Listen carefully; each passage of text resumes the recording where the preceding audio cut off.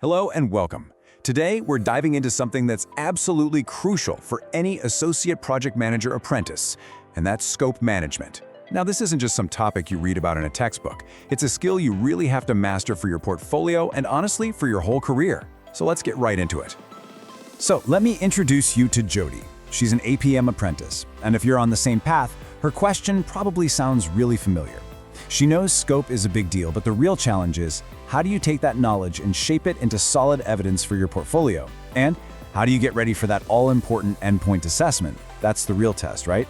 Well, today we're going to follow her journey and figure this out together. We've got a super clear plan for this.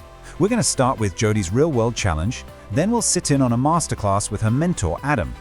After that, we'll see how to turn the plan into action, get some amazing tips from her coach, Olivia, on how to evidence everything, and finally, we'll get prepped for those big EPA questions. Let's do this.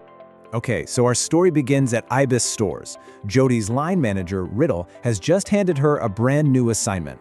And this is that moment where all the project management theory suddenly gets very, very real. So the mission is to launch a new marketing campaign. Sounds fun, right? But hold on.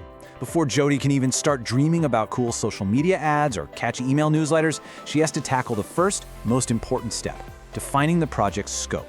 This is her K12 challenge, and it's all about figuring out what this project is and, just as crucially, what it is not. Feeling just a little bit out of her depth, Jody reaches out to her mentor, Adam. He's the guy who can take these big, complex ideas and just make them make sense. He's here to break it all down. Adam kicks things off with the textbook definition. Now, the key part here is that little phrase, "and only the work required." See, scope management is a two-way street. You have to make sure you do everything you're supposed to do, but you also have to make sure you don't do anything extra. Nailing this is the foundation of a successful project. To make this concept stick, Adam uses a really great analogy. He says, forget about marketing campaigns for a minute. Just picture something simple, like building a garden fence. This simple image is going to be our guide through all of this. So, first things first. With our fence, defining the scope is just deciding exactly where it's going to go, how tall will it be, what's it made of. Then, recording the scope is like sketching out the plan and getting your neighbor to agree to it. In project terms, this is all about getting everyone on the same page from the start so there are no nasty surprises down the line. So how does Jody actually do this for her marketing campaign? Well, Adam gives her 3 essential tools. First, the scope statement. Think of it as the project's official rulebook. Next is requirements gathering, which basically means she's going to sit down with her manager, Riddle, and find out exactly what she needs. And finally, she'll create a work breakdown structure, or WBS, which is really just a fancy term for a super detailed, organized to-do list. All right, the plan for the fence is done. Now it's time to actually build the thing. Adam now walks Jody through the next phase, the active part of scope management. This is all about bringing the plan to life while keeping everything on track. This whole process really boils down to 3 key stages. First, you integrate. That means you check if the fence you designed can actually be built with the time and money you have. Then, you deliver. This is the fun part, the actual building, where you tick off all those tasks from your WBS. And finally, you manage. This is where you protect your project's boundaries from any unexpected changes. And that manage part brings us to the biggest enemy of any project manager: scope creep. Let's go back to our fence. You're halfway done, and your neighbor pops over and says, "Hey, while you're at it, could you just extend the fence around my roses?" It sounds like a small favor, right? But suddenly, that's more work, more materials, more time, none of which were in the original plan. That, right there, is scope creep, and learning to control it is an absolutely vital skill.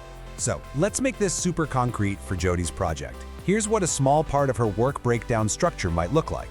You can see how the big goal, new marketing campaign, gets broken down into major chunks, like social media ads, and then those chunks get broken down into even smaller, manageable tasks.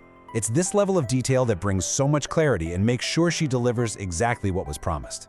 Okay, so Jody is getting it. She understands how to manage scope. But for her apprenticeship, understanding isn't enough. She has to prove it. And that's where her coach, Olivia, comes in. Olivia's entire focus is helping Jody turn all this great work into fantastic evidence for her portfolio in Aptum. And Olivia makes this so simple. It's all about mapping. She gives Jody a clear guide. For every action you take, there's a specific piece of paper or, a digital file to upload as proof. Did you define the scope? Great, upload the scope statement. Did you handle a change request? Perfect, upload the change log and the approval email. This creates a really clear, undeniable trail of evidence that connects her work directly to the assessment criteria. The portfolio is looking strong. There's just one final hurdle left, the endpoint assessment. Olivia's last job is to make sure Jody walks into that assessment feeling confident and ready for any question they might ask her about scope management. So Olivia hits her with a really common question. I want you to pause for a second and think, based on everything we've just talked about, how would you answer this? How do you really lock down a project's scope right from the beginning? Here's what a killer answer looks like. You can see it's packed with those keywords: scope statement, WBS, requirements gathering. But the masterstroke is that last point, formalizing it all into a scope baseline. That's the officially signed off version, the single source of truth that everyone agrees on. It shows you have a formal process. And here's another classic question, this time targeting our old friend, scope creep.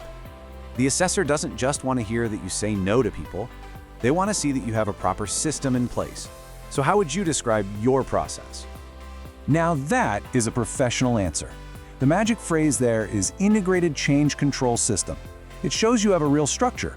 You log the request, you analyze the impact, you get formal approval, and, this is the bit people forget, you officially update that scope baseline and tell everybody about it. It's a full, professional, closed-loop process. And there we have it. We've gone from a big, scary question to a clear plan for action, evidence, and assessment. Jody's not just ready, she's confident she can master K12. So the only real question left is, what project are you going to apply this to first? Thanks so much for watching.